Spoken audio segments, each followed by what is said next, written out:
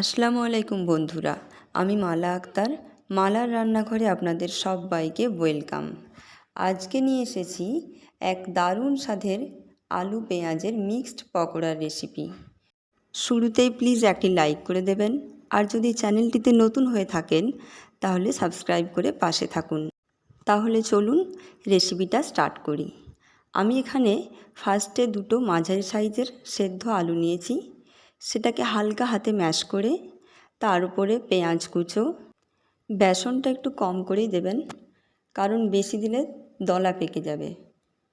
এবার তাতে কাঁচা লঙ্কা কুচো স্বাদ মতো, ধনে পাতা কুচো, হলুদ গুঁড়ো, নুন, চাট মশলা, লেবুর রস, আদা রসুনের পেস্ট 1 চামচ, আর অল্প পরিমাণে চালের গুঁড়ো।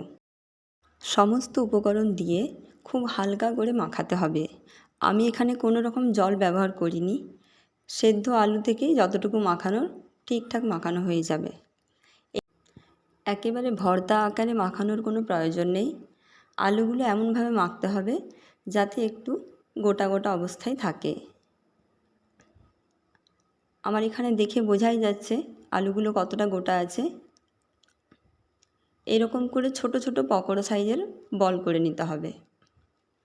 এবার একটা কড়াতে সাদা তেল দিয়ে পকোড়াগুলো এক এক করে দিয়ে দিতে হবে।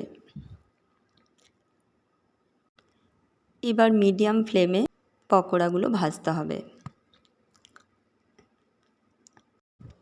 এক পাশটা ভালো মতো ভাজা হয়ে গেলে তারপর আবার আরেক পাশ উল্টে সুন্দর করে ভেজে নিন।